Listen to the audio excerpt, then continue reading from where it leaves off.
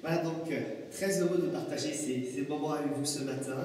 Nous faisons donc notre lecture pour ce culte dans Genèse chapitre 5 à partir du verset 15. Mahalélil, âgé de 65 ans, engendra Jéred. Mahalélel vécut après la naissance de Jéred 830 ans, et il engendra des fils et des filles. Tous les jours de Mahalélel furent de 895 ans, puis il mourut. Jéred, âgé de 162 ans, engendra Enoch. Jéred vécut, après la naissance d'Enoch, 800 ans, et il engendra des fils et des filles. Tous les jours de Jéred furent de 962 ans, puis il mourut. Enoch, âgé de 65 ans, engendra Mathusélah. Enoch, après la naissance de Mathusélah, marcha avec Dieu 300 ans, et il engendra des fils et des filles. Tous les jours d'Enoch furent de 365 ans. Enoch marcha avec Dieu, puis il ne fut plus, parce que Dieu le prit ou l'enleva. Mathusélah, âgé de 187 ans, engendra Lémec. Mathusélah vécut, après la naissance de Lémec, 782 ans, et il engendra des fils et des filles. Amen. C'était peut-être encore plus dur pour moi que pour vous, je ne sais pas, mais il y a des noms compliqués quand même. Mais comme je le disais, eh bien, c'est dans la Bible. Et si c'est dans la Bible, c'est pas pour rien. La première raison, c'est que là, nous avons des généalogies. Et à l'époque, eh bien, c'était aussi une façon de remonter les droits des personnes. S'ils appartenaient à telle filiation, la terre sur laquelle ils avaient vécu, planté leur tente, bâti, était devenue leur terre. Donc finalement, c'était un petit peu le contrat qui permettait de revendiquer une terre. Donc voilà pourquoi, notamment dans la Bible, il y a autant de généalogies. C'est pour se rappeler du passé, mais pour aussi officialiser depuis combien de temps les choses nous appartiennent. Ça, c'est une première chose.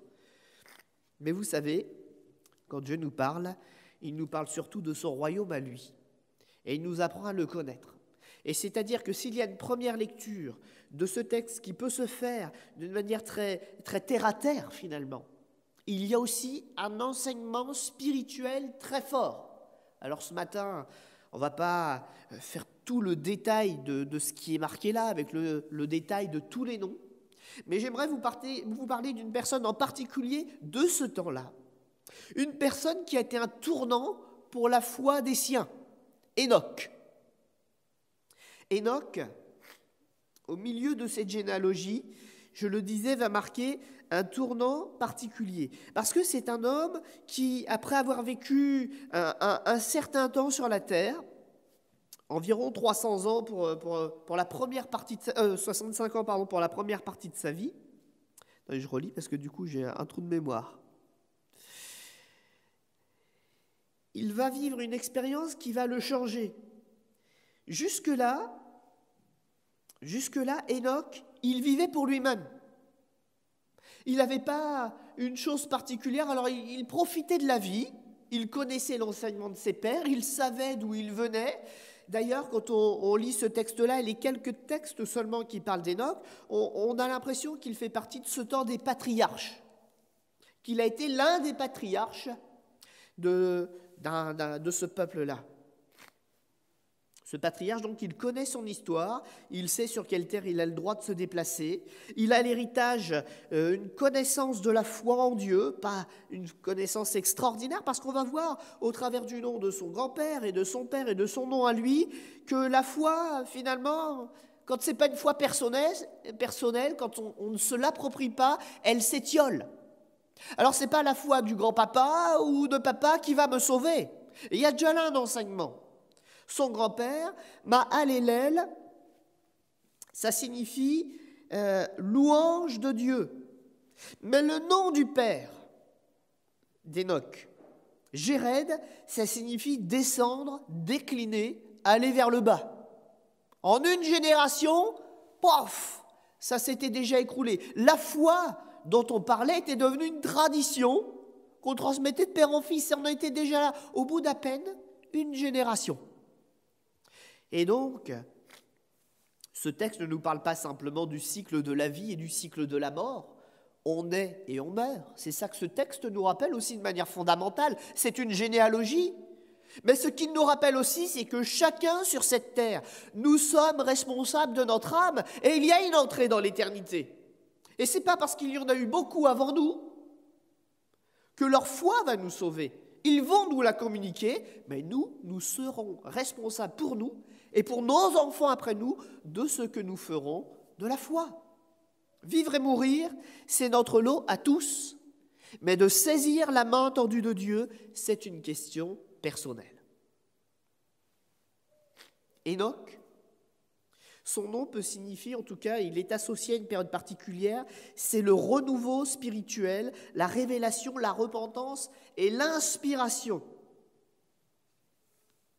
Et il va vivre une expérience qui va changer sa vie. Alors vous allez dire, il n'a pas vu de mer ouverte, il n'a pas vu le feu descendre du ciel.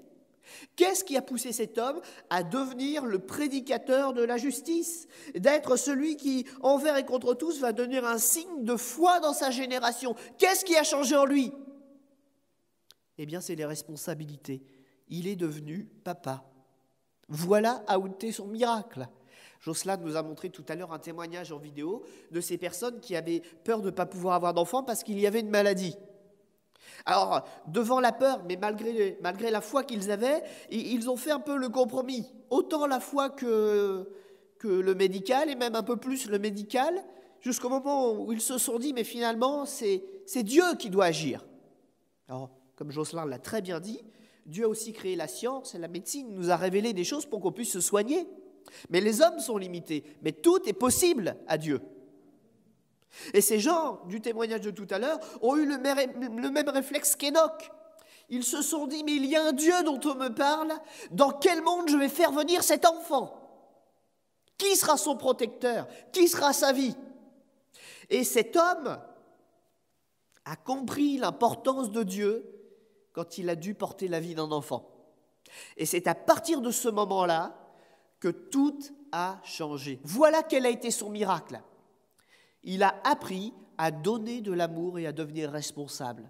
Et c'est à ce moment-là qu'un voile a quitté son intelligence pour comprendre qu'il y avait la mort, qu'il ne vivait pas que pour lui, mais qu'il y avait aussi un Dieu qui était là, un Dieu qui l'attendait lui et qui attendrait son enfant un peu plus tard. Et cet homme a voulu donner le bon exemple. Alors il a sondé les choses de Dieu et il s'est passé ce qui s'est passé, comme à chaque fois qu'on sonde les choses de Dieu, c'est qu'il a fini par le rencontrer, s'attacher à Dieu et à le suivre.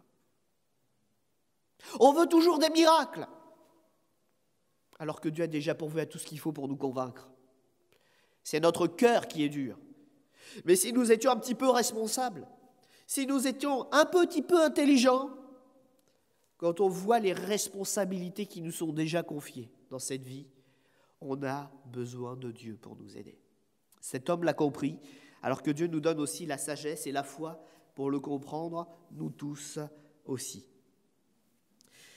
Dans ce grand bouleversement, Enoch ne va pas être juste une personne qui va parler des choses de Dieu qu'il a reçues.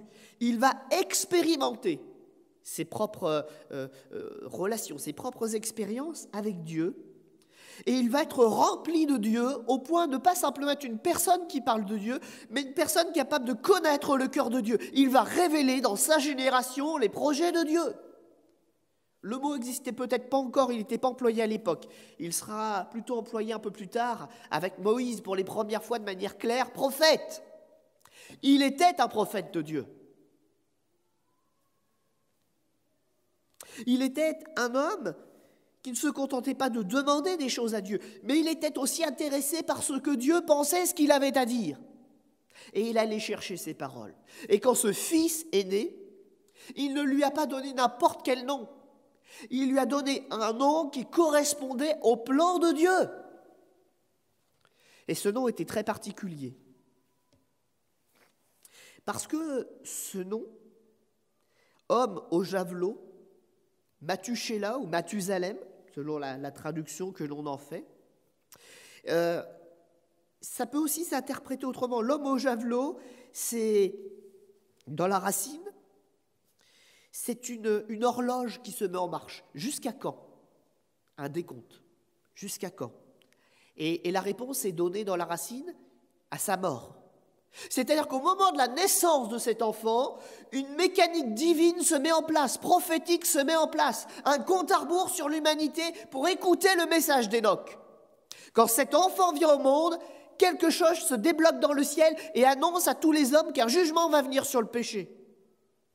Et la deuxième partie du nom, l'homme au javelot, donc, ou à la mort de cet homme, cette horloge qui s'est mise en marche, le javelot, la mort, va tomber. Faites un peu le calcul si vous avez le temps. Enfin, je vais vous dire la réponse quand même. Je ne vais pas être mauvais avec vous. Regardez attentivement la généalogie que l'on a lue.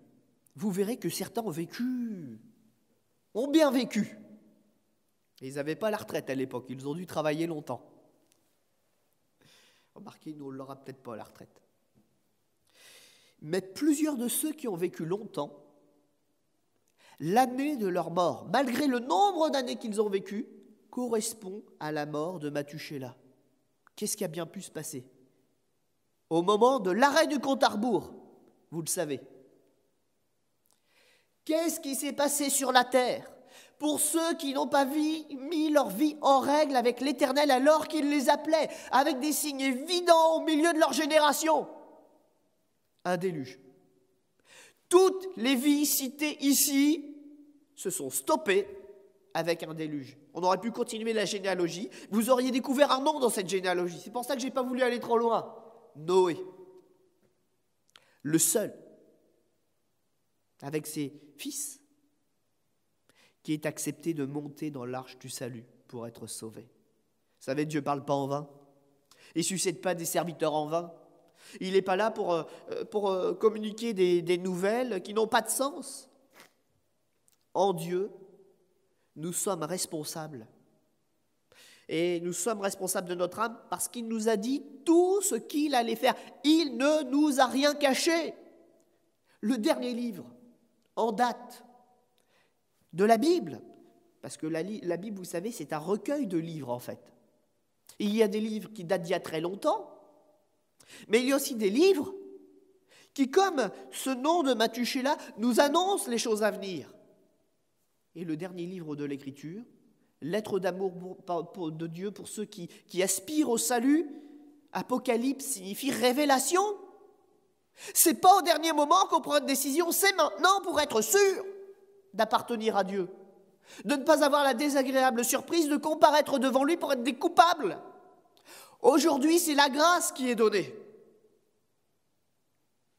Et une mécanique, comme celle de Mathusalem, est en marche. Ce ne sera pas un déluge qui tombera. Mais la Bible nous dit, les cieux et la terre s'embraseront. Cette fois-ci, ce n'est pas l'eau qui purifiera la terre, mais cette fois, elle sera détruite. Elle sera consumée par le feu. Alors soyons-en bien conscients, ce qui a été l'avertissement de quelques-uns, à cause de leur péché, est encore aussi un avertissement pour nous. S'ils ont été punis à cause de leur péché, pourquoi échapperions-nous? Dieu est juste. Dieu est vrai. Ses serviteurs sont prédicateurs de la justice. Et c'est là où, dans notre faiblesse, nous pouvons dire gloire à Dieu. Parce qu'il n'est pas simplement celui qui donne un avertissement, il est surtout celui qui a pourvu au salut en amont de tout cela. Il a envoyé son Fils Jésus afin que la justice puisse être accomplie, mais que celui qui demande pardon puisse être gracié. Le plan de Dieu, ce n'est pas un plan de la dernière minute, c'est un plan parfait qui a été annoncé, que nous pouvons comprendre, que nous pouvons prendre le temps d'expérimenter. S'il nous appelle, c'est qu'il nous donne du temps dans sa patience. Et cette patience est notre salut. Enoch, la Bible nous dit quelque chose de particulier de lui. C'est quelqu'un qui, à cause de ce qu'il a vécu, de l'engagement qu'il avait pris, de la trace qu'il a laissée, a été, on va dire, il a été quelqu'un qui a reçu pour lui un miracle particulier. Le Seigneur a permis qu'il soit par lui-même un signe vraiment marquant qu'on ne pouvait pas ignorer. Il fait partie de ces deux personnes, de ces deux seules personnes qui ne sont pas mortes. Vous le saviez ça, qu'il y avait deux personnes qui n'étaient pas mortes dans la Bible ? Deux. Pourquoi ? Parce qu'avant le temps de leur mort, l'Éternel les a enlevés. Et leurs contemporains, qui les avaient entendus, les ont vus disparaître de devant leurs yeux. Dieu les a enlevés au ciel. Ils n'ont pas connu la mort.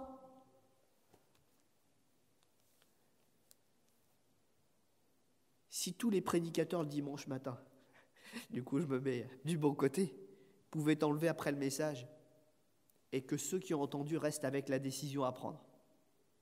Mais ça ne se passe pas comme ça. C'est une décision personnelle. Si on ne met pas notre foi en action, si on force les choses, ça n'a pas de sens. Dieu a quand même donné des signes particuliers. Mais si nous n'y croyons pas en le lisant, la Bible nous dit que notre cœur est tellement dur, et la Bible nous connaît tellement bien, parce que Dieu nous connaît tellement bien, que même si on le voyait de nos yeux, on n'y croirait pas. Dieu a envoyé Jésus. Est-ce que Jésus n'a fait que parler ? Non. Il a guéri des malades. Il a apaisé une tempête.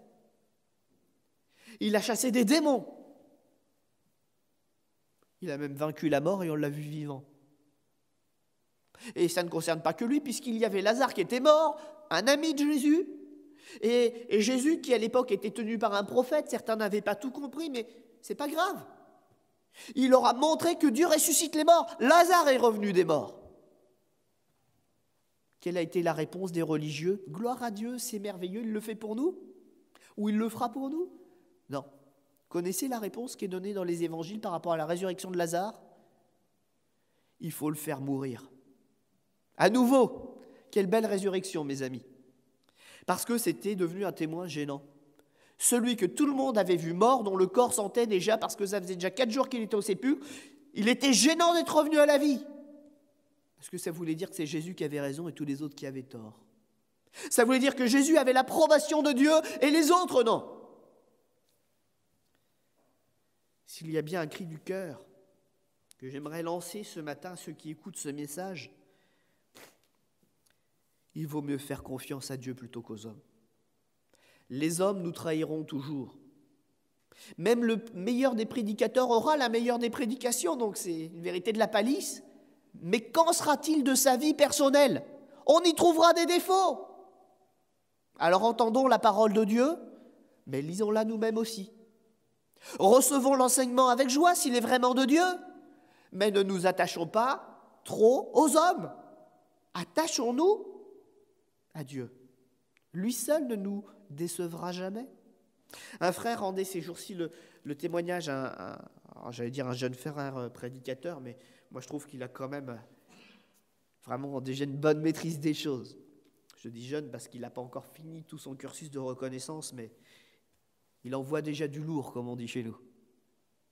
Et ce frère disait que lui, il regarde beaucoup ce qui se passe aux États-Unis parce qu'il est parfaitement bilingue. Et il a d'ailleurs fait son école biblique là-bas. Et il disait qu'il y avait des prédicateurs qui étaient, notamment un qui était un prédicateur extraordinaire dont les messages, la théologie était reconnue dans le monde entier. Et c'était vraiment pour lui comme un repère, parce que quand on le voyait, c'était le prédicateur sur l'estrade, mais c'était le même homme en descendant, gentil, plein d'affection, attentif. Et il a découvert, là, juste après sa mort, il y a quelque temps, qu'en fait, il y avait toutes sortes de scandales de femmes qui avaient été touchées, de viols, etc. Même celui qui était magnifique sur l'estrade, qui avait l'air d'être magnifique dans son église, qui avait l'air d'être magnifique au contact des gens, avait de graves casseroles en réalité derrière lui. Le message de Dieu est digne d'être reçu, mais ce n'est pas aux hommes qu'il faut s'attacher, c'est à Dieu. Le message est là pour nous guider vers lui. Mais une fois qu'on l'a trouvé, c'est à lui qu'il faut s'attacher. Hénoch a eu raison. Je me mets un instant dans la position d'Hénoch. J'ai jamais compris ça.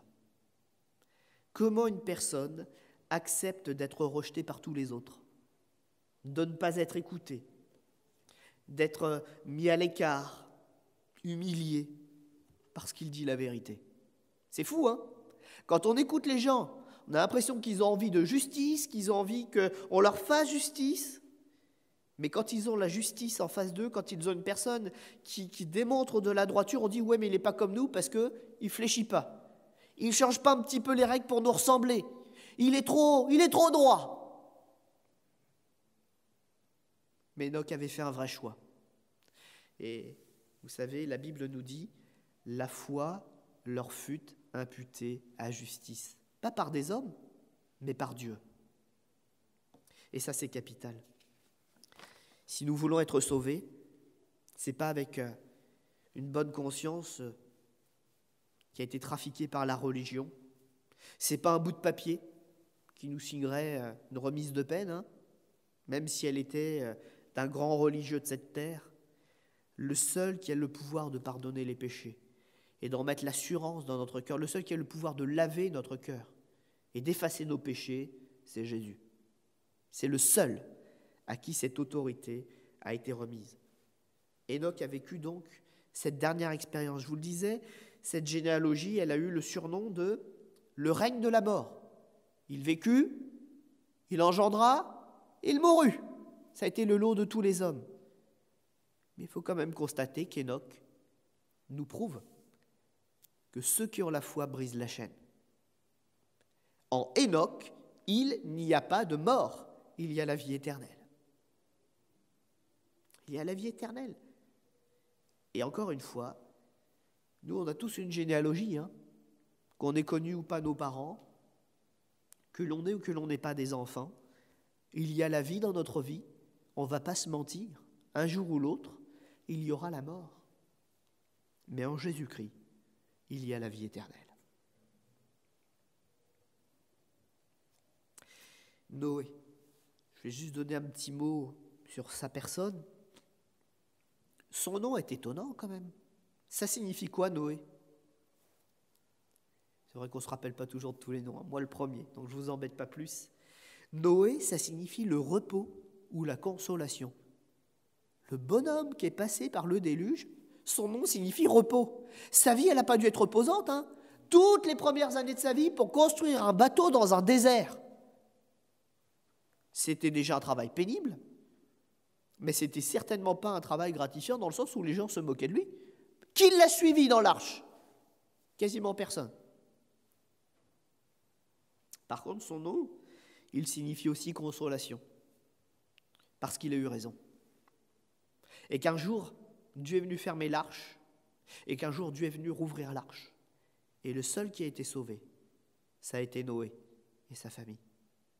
Il a beaucoup pleuré, mais en Jésus, il aura été autant consolé. Jésus nous protège, Jésus nous guérit, Jésus nous console. Que le nom de Jésus soit glorifié. Amen. On va incliner notre front un instant et demander à Jésus d'avoir la même force de conviction que ceux qui nous ont précédés. Réaliser et ne pas se mentir à nous-mêmes en disant « tout ira bien ». La Bible nous dit que ce monde va à sa fin. Le compte à rebours, il est en marche. Par contre, ce que la vie d'Enoch nous prouve, ce que la vie de Noé nous prouve, ce que la venue de Jésus nous prouve, c'est que nous n'avons rien à craindre. Le Fils de Dieu a tout accompli parfaitement.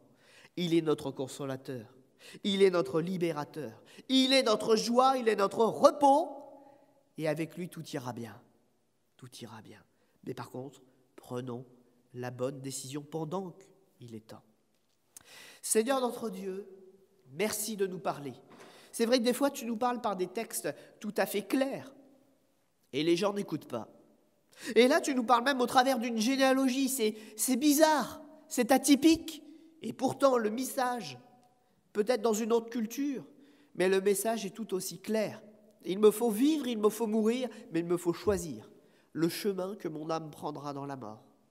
Alors, s'il te plaît, puisqu'Enoch a trouvé un chemin qui lui a épargné la mort, puisqu'il a trouvé le chemin de la vie éternelle, puisque tu as prouvé par sa vie, par son exemple, qu'il avait été sauvé et agréable à Dieu, qu'il avait su écouter Dieu pour choisir le nom de son Fils, et qu'au travers de son Fils, il a même prolongé son message. Alors, Seigneur, qu'est-ce qui empêche qu'un homme de la même nature que lui, ce matin, une femme de la même nature que lui, ce matin, puisse emprunter le même chemin? S'il te plaît, aide-nous à te demander pardon, en reconnaissant que la mort de Jésus à la croix était une nécessité pour sauver notre vie, et qu'en faisant ce choix, nous puissions recevoir de toi la vie éternelle, la vie en abondance. Amen.